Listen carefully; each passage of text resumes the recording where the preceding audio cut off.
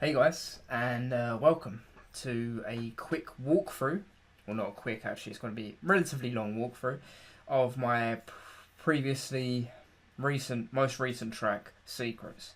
Okay, so I'm going to start with just the percussion that I made.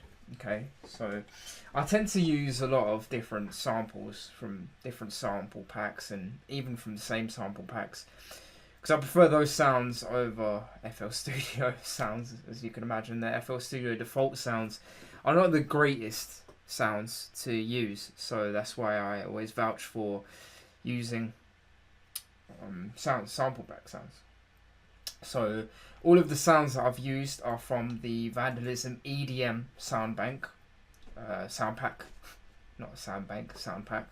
So the first sound that I have is an open hi-hat. Now, if you listen to a lot of Charmy, you notice that that guy uses so many hi-hats. Okay, in his tracks, he uses a lot of hi-hats. So, first things first, we're gonna go to Charmy's Promises. Okay, because I've got promises, not processes. Promises, yeah. There we go.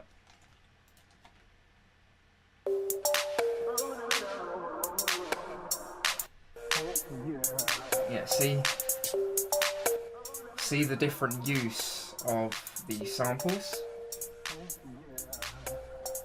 So that was my pure inspiration for this track, just Charmy's old sounds, pretty much. So Charmy's old tracks, and that's where I got the idea of having such a huge emphasis on the percussion. And I didn't want to just use a loop because every other producer uses a loop. You know, it's really common.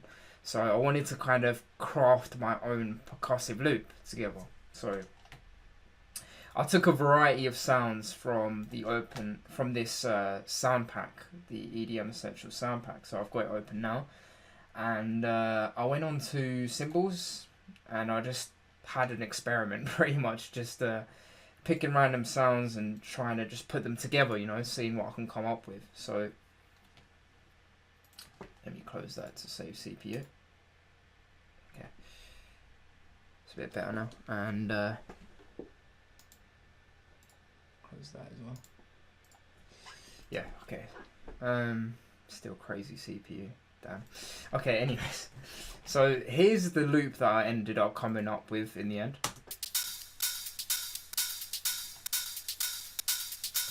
Okay, I'm just gonna get rid of it. Okay, I can't by the looks of it. Damn it, Carl. My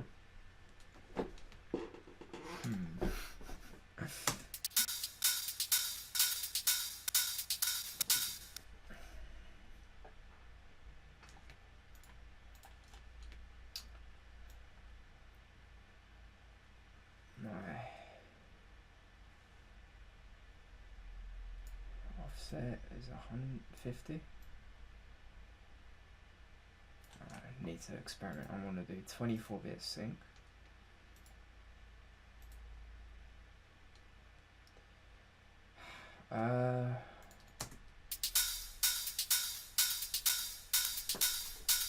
Okay, so that's what I came up with in the end.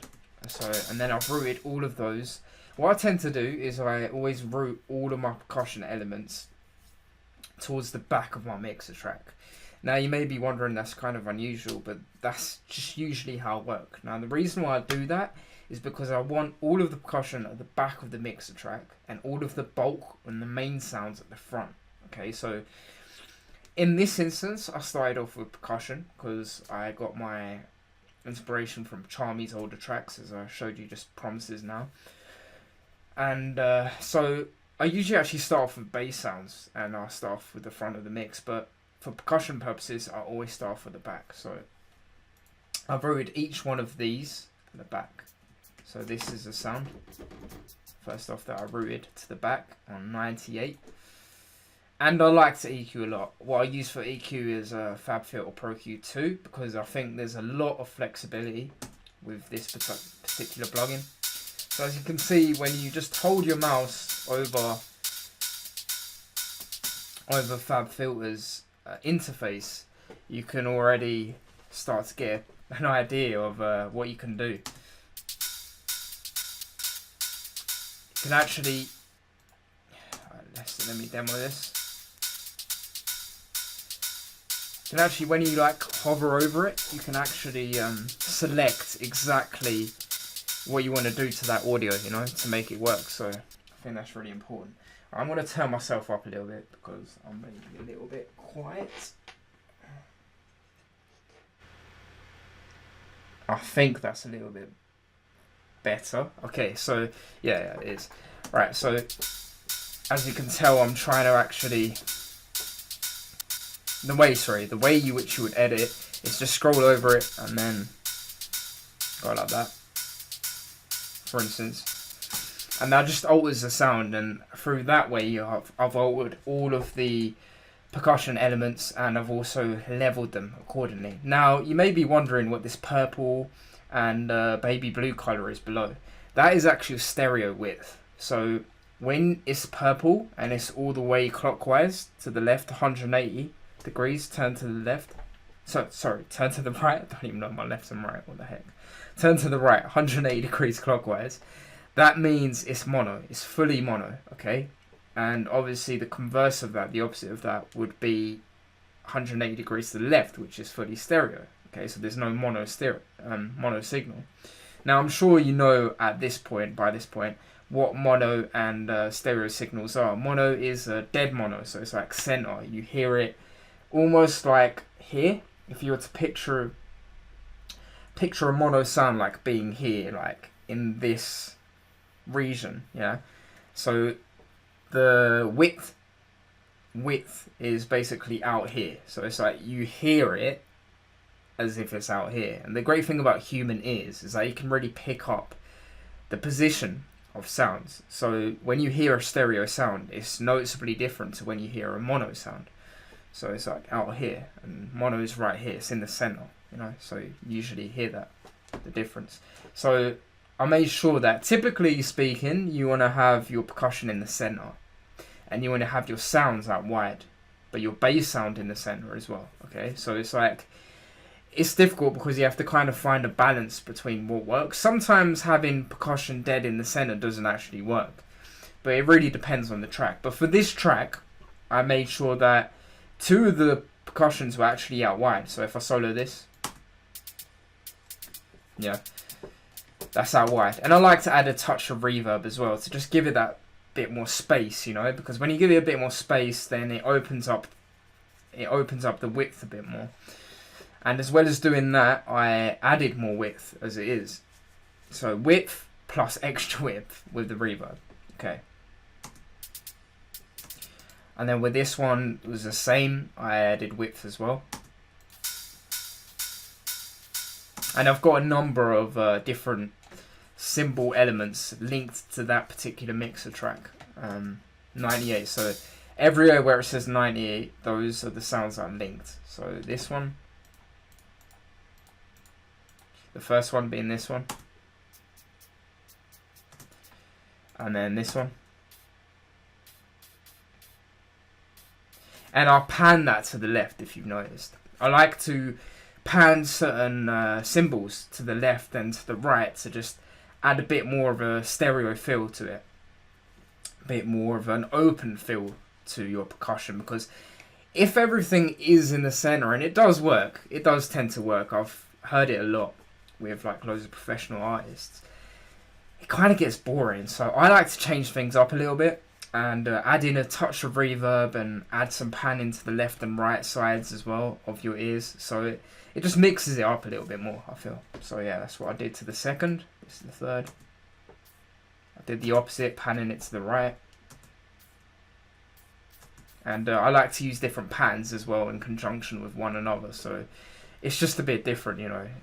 It's like, it's kind of unexpected. This is not a typical kind of percussive loop that you would find in a track, but it still gives it a lot of rhythm, and that's especially important for future house. So yeah.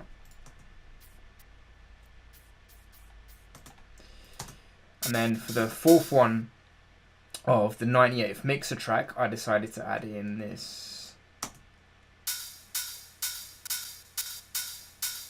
And then that, of course, on its own is a bit boring, so then I added in the 97th mixer track, which is this, and the 96th, and then all of them together. And that's the percussion right there. And the 97th is the same as the 97th is the one that I started with, and then the 98th is just the same, just different EQ settings. And the thing about equalization is you just have to keep equalizing until you find something that works for you. Typically, what they've been saying, all of the audio engineers throughout the years, is you have to cut off the low end. You have to cut off the low end. And I completely agree with that. I mean, if you don't cut off the low end, then all of your other instruments and sounds within your track will just sound too much. It will sound too much, and it will take up the low end, and you won't really be able to hear it properly. So this way, by cutting out the low end on your percussive elements, because you don't actually necessarily need the low end, you're freeing up a lot of space in that low end region for other instruments and other sounds to take effect. So that's what I like to do with each and every one of my percussive sounds in particular. I really make sure that I cut off all the low ends, and in the FX sounds as well, but we'll get to that in a bit. So I did that for the 98th, 97th mixer track. It's pretty much the same. I did a bit of reverb to the 96th mixer track.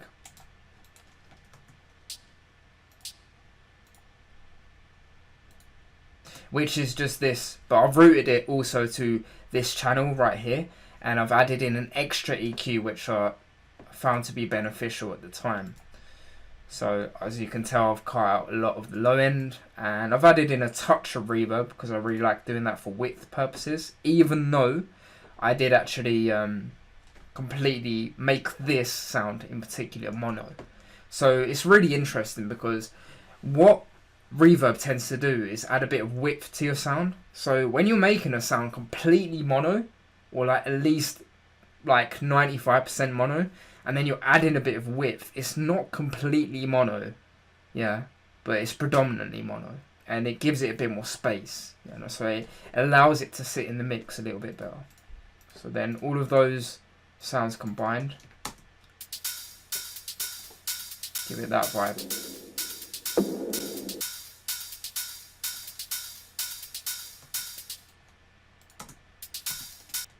Okay, so that's the percussion part. I hope you've understood that. If you haven't, then just please feel free to ask me, and I can answer any questions in regards to that.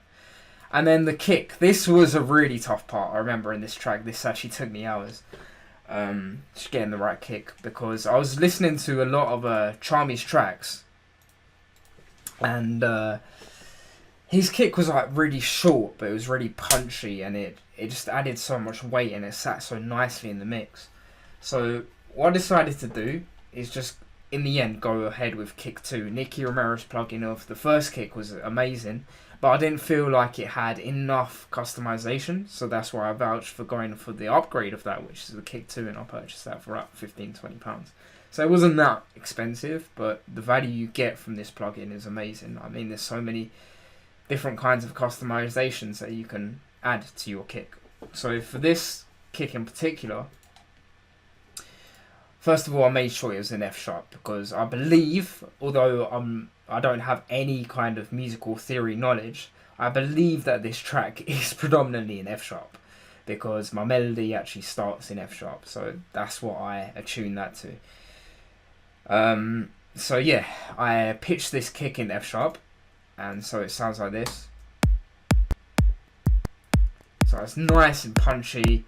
I really like the click that I've added on top of it, and you can pick a variety of clicks, so there's quite a lot of choice to choose from, and that's just clicks. Then you can do FX, hard, hats, house, live, and so on and so forth. But I just went through one, and I found that the click 12 in particular was really amazing as it was. So yeah, I use that. And you can also reduce the length. If I go into the amp settings, you can actually reduce the length of the bass you want.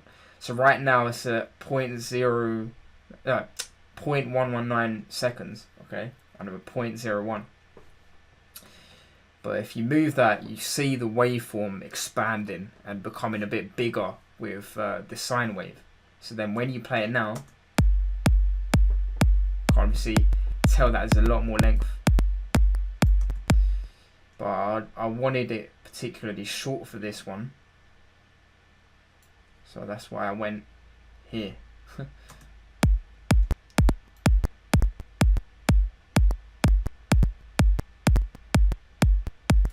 Okay. So I believe that's where the saying was. Or well, I hope anyway. And this is the bass that I made. So if I went and go into the piano roll, you can see. And this, funnily enough, was a different bass. That's why it's muted out.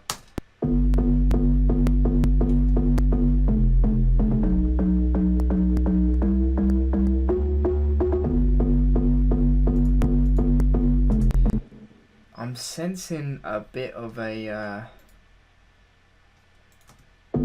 distortion going on there with that sound. Yeah.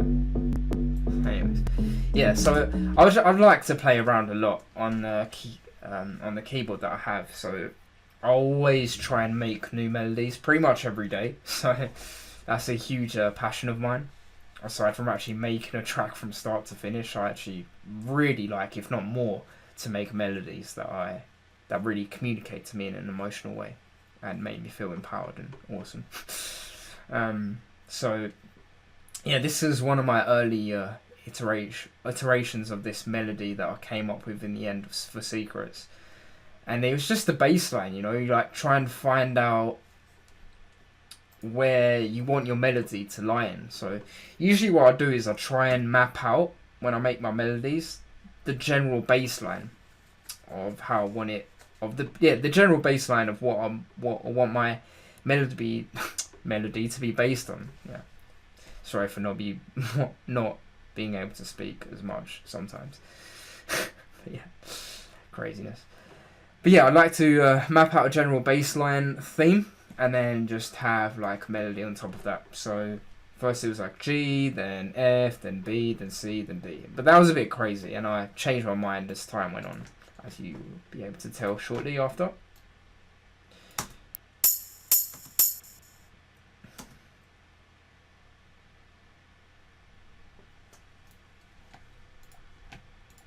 This is the project, by the way. I know it looks crazy, but I'll get to that in a bit. This, for some reason, is not playing right now because I don't believe that it is actually turned up. So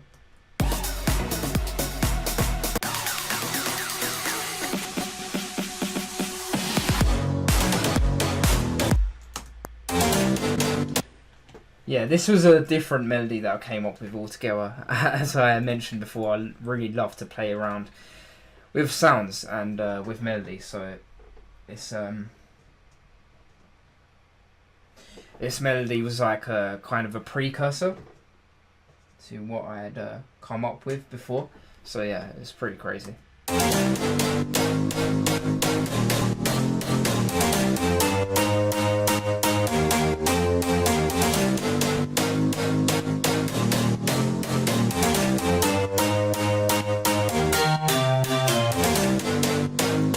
And feel free to use that melody as well. I mean, I'm not going to make a track out of this melody. Like, if you think it's a cool melody, then that's cool, you can use it. I would actually include that as part of my sample pack and melodies as well. So feel free to use this, and you don't have to credit me for it, it's fine. So yeah, that's the melody that I made beforehand on the way to Secrets. And then this was the actual Secrets melody. It took a lot of iterations to make this, but in the end I got there.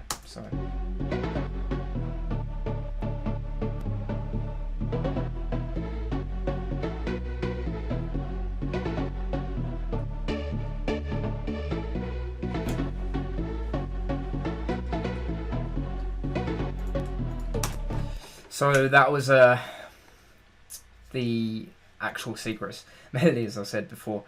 And usually within Future House,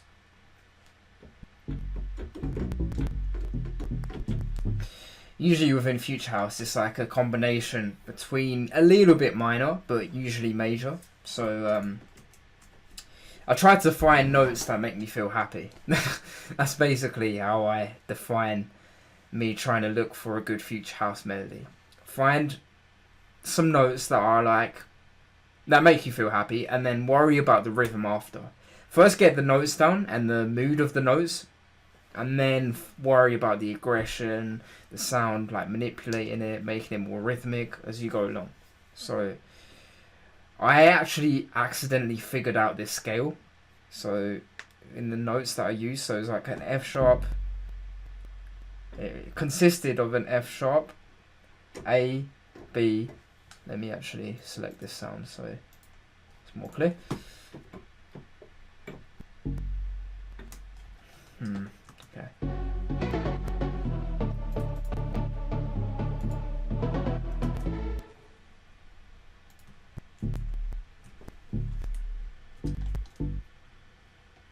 This is weird. I don't know why it's doing this.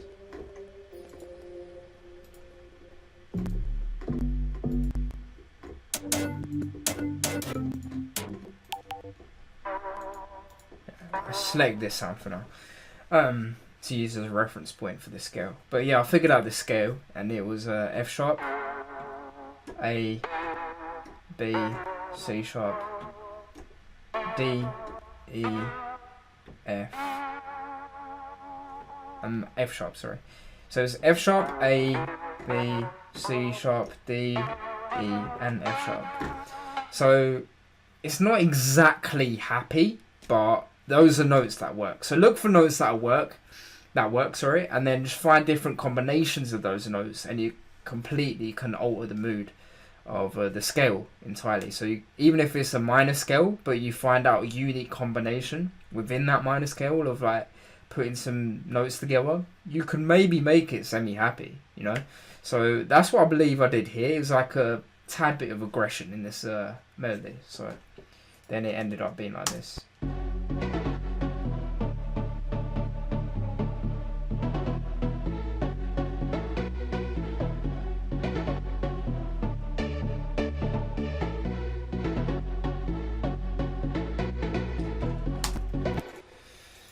And yeah, the rhythmical elements, and it just came to me as time went on, because I would have it really boring at the moment. Like in any melody that I start off with, usually the rhythm is nowhere near as good as it could be. So then I just keep trying to be a perfectionist on my melodies, keep going, and I eventually come up with a good melody. So that's how that happened. I also made a completely different build-up to what I normally make. What I normally make is I'll try and actually look through some decent sound packs and just select a build-up already in place. Like, it sounds crazy and it sounds almost like as if I'm cheating, but to save time, I would actually do that.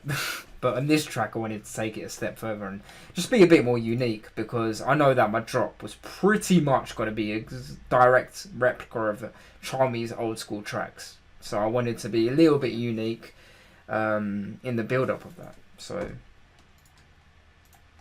I used the same sound bank, EDM Essentials Volume 1, and I used these two snares together, snare 36 and snare 79, and then I routed them to the same mixer track channel, and I put on a simple EQ, again cutting out some of the lows, although keeping a little bit of a slope of lows in there, and putting in some delay. Putting in a filter and turning it up as it goes. This is a high pass filter. Now I'm not sure if you know the difference between low pass and high pass, but high pass is typically a great filter to use for build-ups, I find, and low pass is good to use when you're introducing a sound in a track.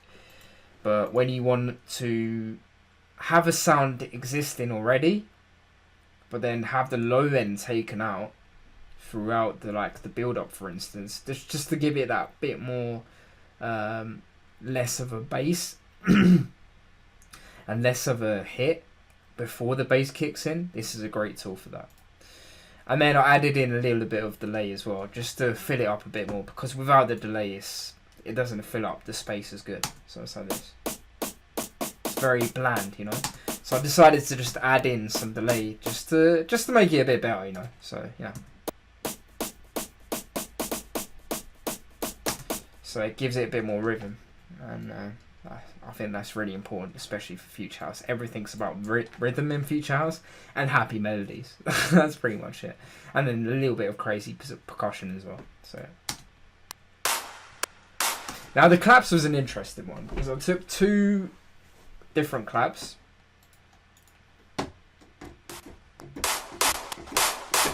This is a great clap I found. So I'll get rid of the reverb.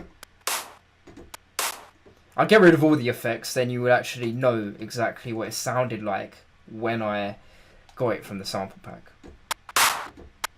Yeah, so it's very mono. It's not like it's not stereo enough, because you have to remember that the vast majority of the bass sound from the main lead sound in the drop is gonna be in mono. So there's already gonna be a lot of mono taken up from a fat bass sound. The kick as well is gonna be in mono, and the click of the kick is gonna be in mono.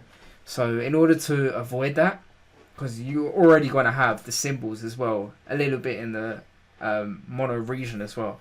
So in order to avoid that conflicts or frequencies, I decided to make sure that this was out wide, you know, and you could hear it out wide, and it's a lot more punchy and give it a little bit more reverb to enable it to have more space. So yeah, I think this was a really important element.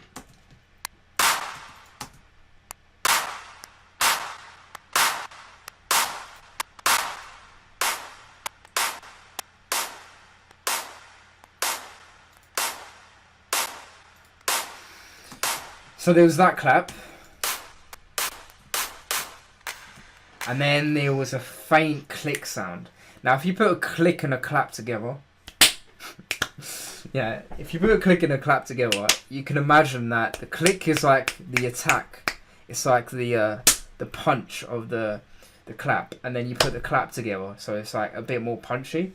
If you just have a clap with no real click on it at the start, then it's gonna like not sound as punchy, and it's not gonna kick through the mix as much. It's not gonna come through the mix as much. So that's what I decided to do, to just layer them with different volumes, but to just make it a bit more pronounced, you know. So yeah, that was it. And the reason why I panned it a little bit to the right as well is because I noticed that it wasn't entirely equal on both sides, on the left and right. So I had to, in order to make that happen, I had to actually pan it a little bit to the right. So yeah, that's what I did for the clap.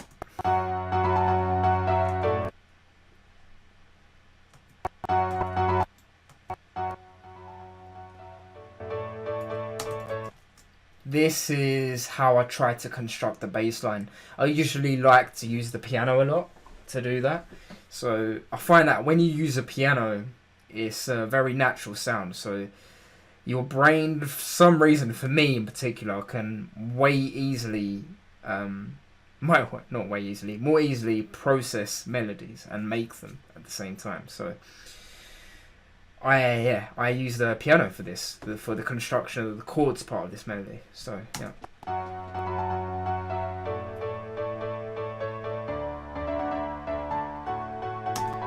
But this was not the actual final chords that I used. Yeah, it's kind of funny, but this is not the actual final chords that I used. I'll get onto that later as to why that is, because it just didn't work. It basically didn't work. It didn't flow as nicely as I wanted it to. So I like to use a lot of these high string sounds. Gives it a bit more. I don't know how you'd explain it. It just gives it a bit more of a feel.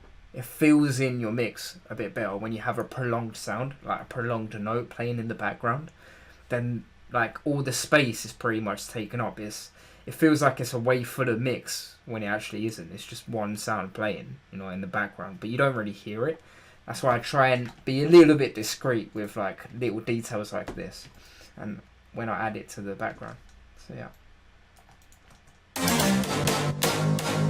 That was obviously the melody that I had earlier, which you can use, that's fine.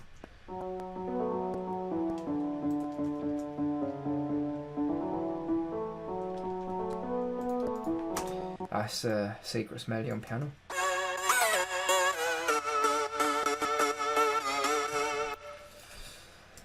What I did here was I used the Future House. Expansion on Nexus for this track pretty much. And yeah, they've got a great array of sounds on here. They are very, very powerful and very reminiscent of Charmy, some of them. Hence why my drop sounded exactly like Charmy. But yeah, I decided to assign these all to the same mixer track on the 14th one. And I like to add saturation to my additional sounds. So what saturation is this distortion in a particular region. So as you can tell, like the 4 bands I have, there are 4 different areas of saturation that I want to add to this particular sound. So as I've got 3 different sounds, there's like 3 different sounds and 4 different areas that I'm adding a little bit of distortion to, just to give it that extra oomph, you know. So yeah, I like to start off with a little bit of saturation, and then Imager. Now I'm sure you've heard of this already, but if you haven't, that's fine. An Imager, a stereo Imager, enables you to actually hone in on the exact region of width that you want your sound to reside in. Now, this means that if you've got a percussion or if you've got a kick, you want it to be dead mono. So, as I mentioned before, so you do this just by making sure that you select the bottom region and then just make it entirely mono. Because when you make it entirely mono, then obviously loads more sounds you can add out wide and just give it that width that you need. So yeah, that's what I believe is essential. And yeah, this is the end of part 1 for now. I'm going to actually start getting in depth a bit more about the general structure of the track and yeah, the structure of the track really, and how I use the automations effectively to really create a unique build-up compared to what I've ever made, what I've ever done before. So yeah, that's part 1, and I hope you liked it. Thanks for watching. Peace.